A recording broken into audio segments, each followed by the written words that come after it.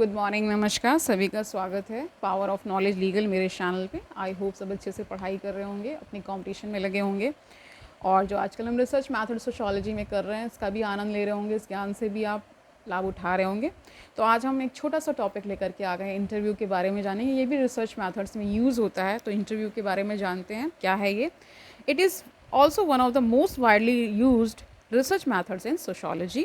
An interview is basically a guided conversation between the researcher and the respondent. तो एक तरह से guided conversation होता है किसके बीच में, रिसर्चर जो रिसर्च कर रहा है, रिस्पॉन्डेंट जिसका हम इंटरव्यू ले रहे हैं।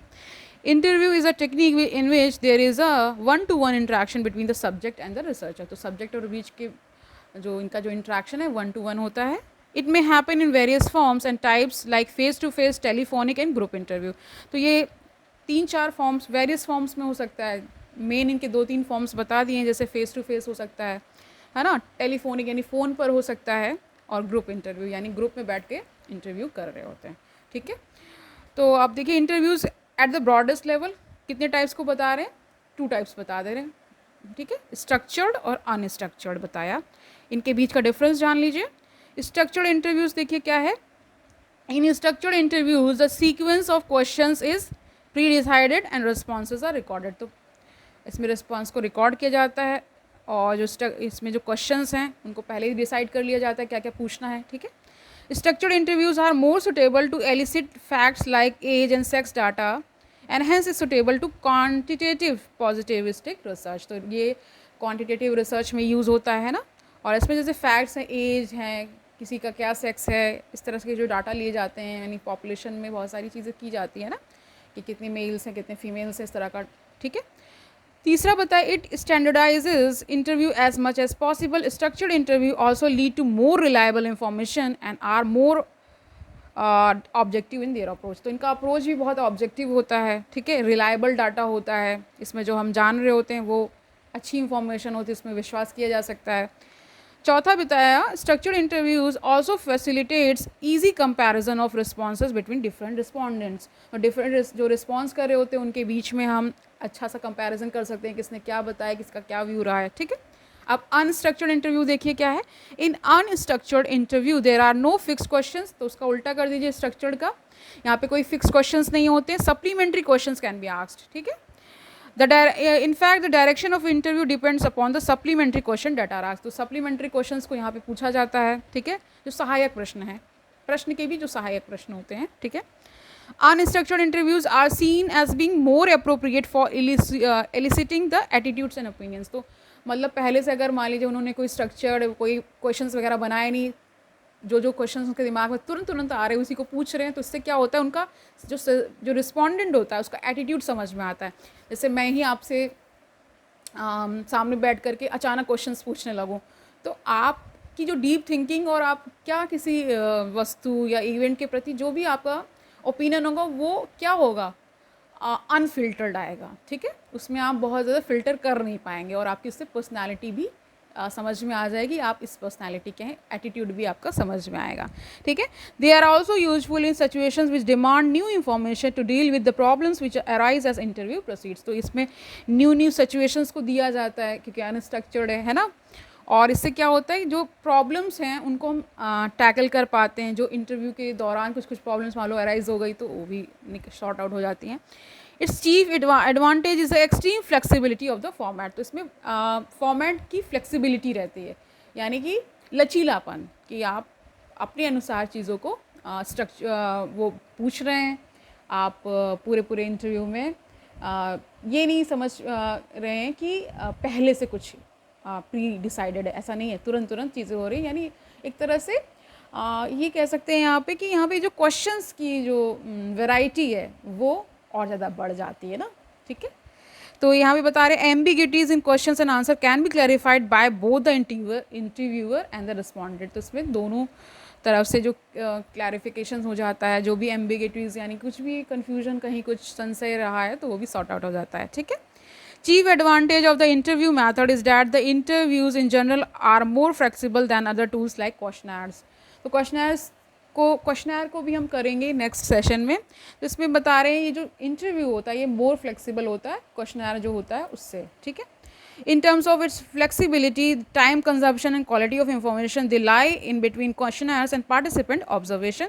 They can cover much larger samples as compared to the participant observation. तो एक comparison करें participant observation से, ये थोड़ा सा अलग होता है, इसमें large sample हम ले सकते हैं ना, ठीक है. While participant observation get information about present only, an interviewer can elicit information regarding past and future also. तो कह रहे participant observation में क्या होता था, हम present जो प्रेजेंट सिचुएशन चल रही होती है उसकी का ही इंफॉर्मेशन हम कलेक्ट करते हैं, लेकिन इसमें क्या है, पास्ट का भी पूछते हैं और फ्यूचर का भी पूछ लेते हैं, ठीक है. तो इसकी लिमिटेशंस भी हैं इंटरव्यूज़ की, तो उसको जान लीजिए क्या लिमिटेशंस है. Interviewer bias, responder bias, situation bias, ये सब बायस हो सकते हैं इसमें. Are some of the biases that seep into an interview. For example, blacks in an interview by a white interviewer may answer that they feel the white interviewer would like to hear and not what they actually feel. तो कई बार सामने जब interview चल रहा होता है तो इस तरह की सिचुएशंस आती है कि सामने जो रिस्पोंडेंट है वो इंटरव्यूअर के अकॉर्डिंग ही रिस्पॉन्ड करता है, वो अपनी एक्चुअल इन्फॉर्मेशन को डिस्क्लोज नहीं करता है. तो इस तरह के ये लिमिटेशंस आती है. दूसरा बताया, like participant observation, it also greatly suffers from problems of validity. तो वैलिडिटी की प्रॉब्लम रहती है, रिलायबिलिटी की प्रॉब्लम रहती है. Variation in context and change in interviewer can result in important changes in the information involved.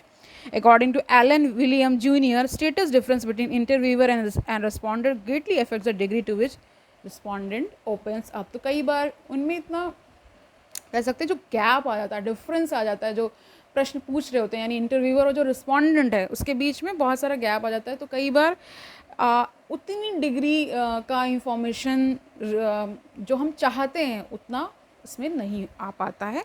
ये इस तरह की इसकी एक लिमिटेशन है. तीसरा बताया इन्होंने, one of the biggest limitation is the social desirability bias, ठीक है, from which both interviews and questioner suffer. तो ये दोनों में ही होता है, क्वेश्चनर में भी ये दिक्कत आती है और इंटरव्यूज़ जब होते हैं तो उसमें भी ये दिक्कत आती है. ये रिसर्च मेथड की बात हो रही है, जो आपका कंपटीशन में इंटरव्यू कंडक्ट होता है उसकी बात नहीं हो रही है. Okay. Respondents often make such answers which they think will present their best image. तो कई बार रिस्पॉन्डेंट अपनी बेस्ट इमेज को प्रोजेक्ट करने के लिए कई बार झूठ भी बोलते हैं, है ना, अपनी इमेज को बिल्डअप करने के लिए उस तरह का सत्य नहीं बताते जिस तरह की रिक्वायरमेंट होती है, ठीक है. फोर्थ बता रहे हैं, they are also narrow in their scope as only a limited number of respondent can be interviewed at a time. तो कह रहे हैं लिमिटेड नंबर ऑफ लोगों का ही इंटरव्यू किया जा सकता है. तो इसका जो रिसर्च मैथड यानी जो हम रिसर्च कर रहे होते हैं वो थोड़ा सा उसका लिमिटेड स्कोप हो जाता है, ठीक है. पाँचों बताया, amount of information is also limited. तो इंफॉर्मेशन भी लिमिटेड ही होती है. देर आर ऑल्सो कह रहे हैं, देर आर सम ऑल्सो कह रहे हैं कि बहुत सारे एजम्पशंस भी इसको लेकर के हैं. Okay. Respondent often fail to reveal. तो कई बार ग्रांटेड एजम्पशंस होते हैं, मतलब एक तरह से सजेस्टिंग इंटरव्यू जिसे कहते थे हम, कि मतलब वो सजेस्ट करें आप ऐसा ऐसा बोलें, ठीक है. तो ये भी होता है. सिक्स देखिए क्या है, language is also another barrier. तो लैंग्वेज भी एक बैरियर बनता है कई बार. Individual accent, pronunciation, dialectics etcetera can also make the situation difficult for the respondent. तो ये भी एक तरह से लिमिटेशन में ही काउंट हो जाएगा.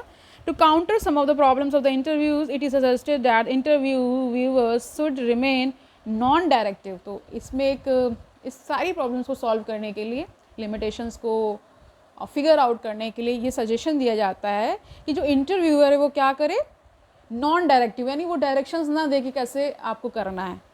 Refrain from doling out opinions, यानी अपना ओपिनियन ना थोपने की कोशिश करे रिस्पॉन्डेंट के ऊपर, ठीक है. एंड जजमेंट्स और एक्सप्रेशंस ऑफ अप्रूवल और डिसअप्रूवल. और अप्रूवल भी उस समय ना दे, डिसअप्रूवल भी ना दे, ठीक है. एकदम तटस्थ रहे, न्यूट्रल रहे, ठीक है. ये इंटरव्यूअर का ऐसा बिहेवियर होना चाहिए, ठीक है. तो आज के लिए इतना ही रखते हैं. इंटरव्यू आपने जान लिया रिसर्च मैथड्स में क्या रोल प्ले करता है, क्यों किया जाता है और इससे क्या क्या चीज़ें सामने आती हैं, ये हमने जान लिया. इसके लिमिटेशंस को भी हमने कर लिया है. कल हम क्वेश्चनर करने वाले हैं, ठीक है. धीरे धीरे हम इस श्रृंखला को बढ़ा रहे हैं, इसको कर रहे हैं, और इसको करने का सबसे ज़्यादा फ़ायदा जो हमें मिल रहा है कि कहीं भी आप रिसर्च कर रहे हो, किसी भी फील्ड में कर रहे हो, ये सारे टूल्स को अप्लाई किया ही जाता है. तो इससे जानना था, इसीलिए हम इस श्रृंखला को लेकर के आए हैं.